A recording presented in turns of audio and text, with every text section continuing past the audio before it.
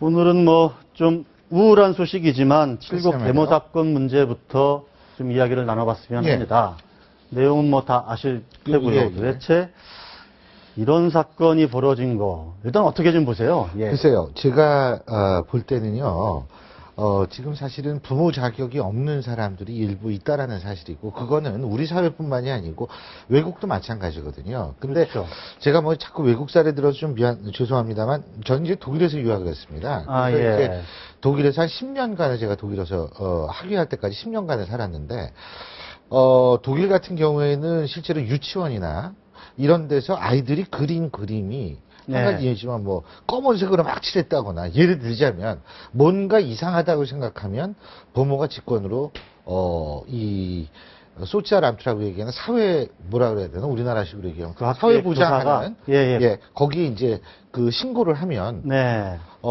이게 종류가 두 종류로 알고 있어요. 일단 격리부터 일단은 급수한무라고 생각할 때 격리부터 시키고 나서 예. 무슨 일이 있었는지 따지는데 우리나라 같은 경우에는 이게 그 가족이라는 그런 거에 대해서 굉장히 좀 중요하게 생각하다 보니까 예를 들면 부부싸움 할 때도 경찰에 신고 들어가서 경찰이 와도 그렇죠. 부부싸움 하면 그냥 간다는 거 아니에요. 그러니까 그런 멘탈리티를 갖고 있기 때문에 사태를 더 키운 측면이 저는 있다라고 생각을 합니다.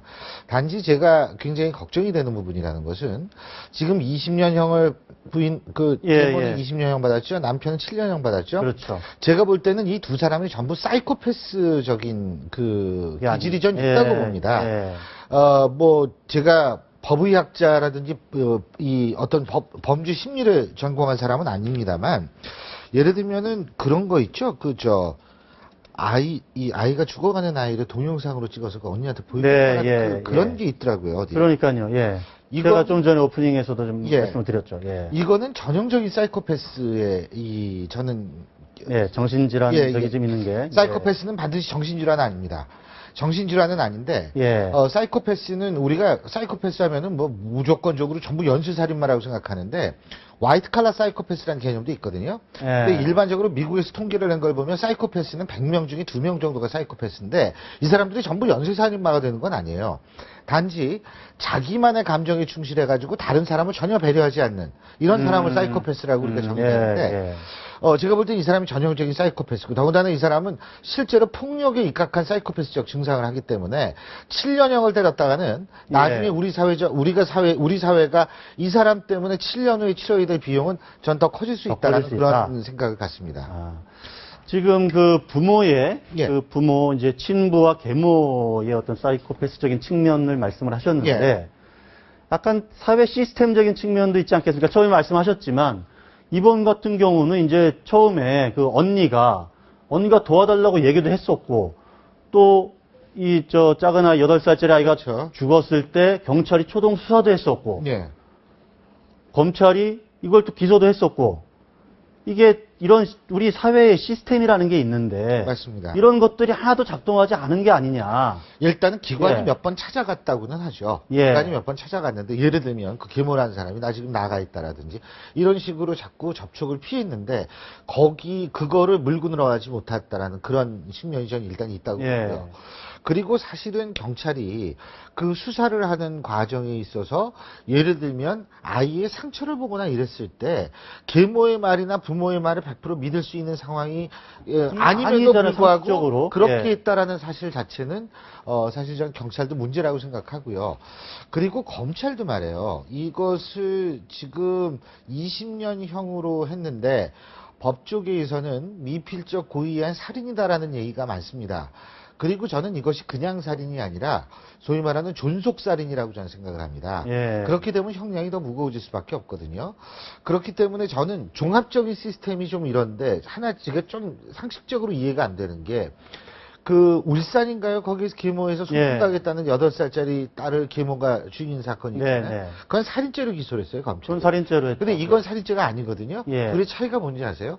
지금 이 칠곡 이 여아는 그런 일이 발생한 지 이틀 이틀 후에 지나서 죽었기 때문에 그 살인죄가 사이에 아니고. 예, 그렇죠. 그 사이에 예. 그리고 이 울산 같은 경우엔 뭐 곧바로 죽었기 때문에 그렇다는 건데, 아니 사람이 어떤 이유에서 죽건 간에 죽었으면 저는 그건 마찬가지라고 생각하고요.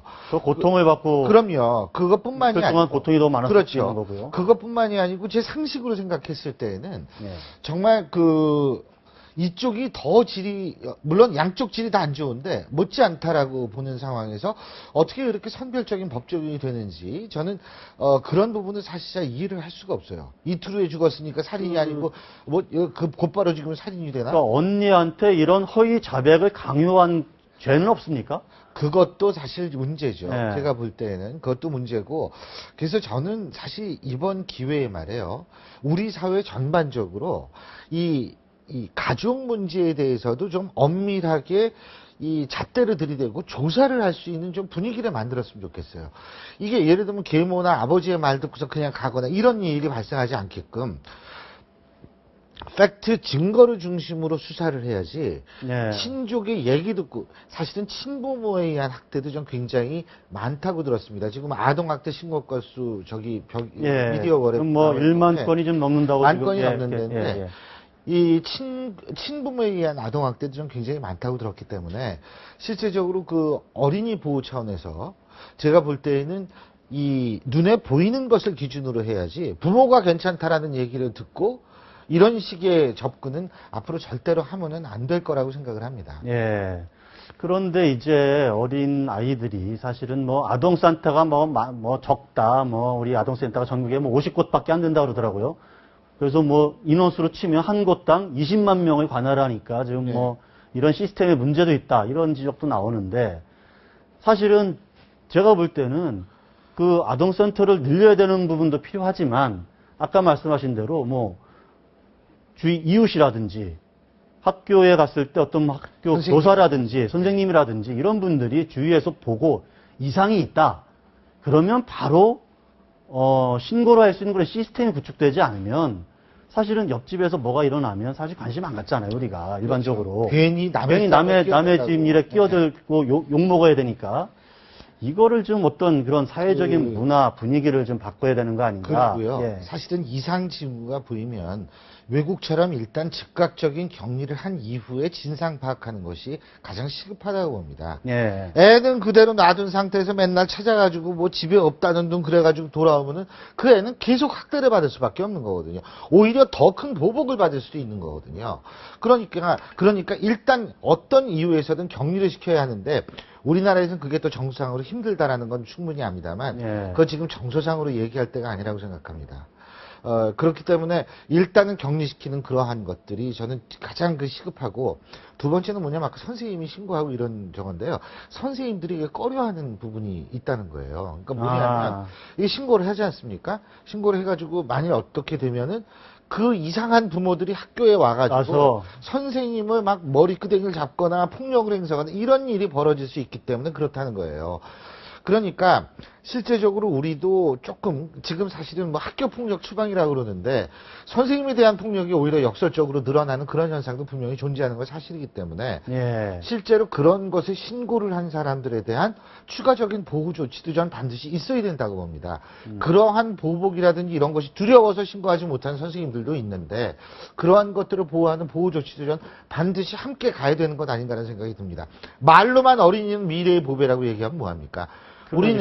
우리 사회는 우리의 아이들을 정상적으로 키워야 할 책임과 의무가 있습니다.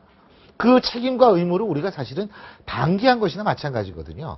12살짜리 아이가 자기 낙서에다 죽고 싶다, 절망이다, 이런 거를 쓰고 판사한테 보낸 편지에서 아줌마 사형시켜주세요, 이런 글을 쓴다는 게 그거 상상할 수가 없잖아요, 사실은.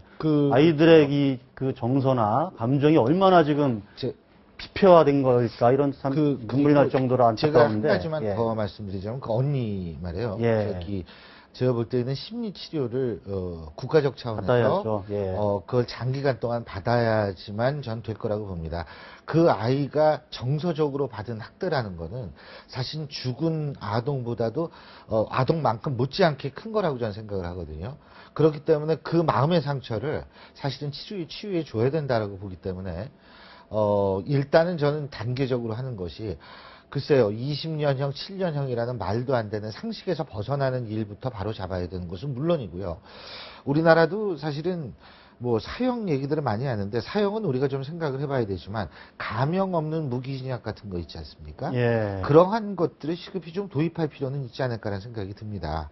그리고 사실은 이 부부 전부가 저는 영원히 사회적으로 격리돼야만 되는 것이라고 생각을 합니다. 그렇지 않으면 물론 법이 두려워서 그렇다는 것이 아니고 두렵게 만들어서 학대를 하려고 하는 사람들을 못하게 한다라는 그런 의미도 있지만 인과 의무적 측면, 국민적 상식과 정서적 측면에서 저는 이런 사람들은 영원히 사회에서 격리가 돼야 된다고 봅니다. 정치권에서도 물론 이런 사건이 있으면 또 이제 논의를 하고 반짝하죠, 할 텐데. 반짝. 예. 반짝하죠. 반짝하는데 뭐 아동학대 특례법 뭐 이런 법이 이제 9월부터 시행은 된다고 합니다만 하여간 정치권에서 반짝 관심만 갖지 말고 좀 깊이 있게 근본적으로 어떤 시스템을 바꾸는 그런 노력을 기울였으면 좋겠다. 이런 말씀을 저도 좀 드리고 싶고요.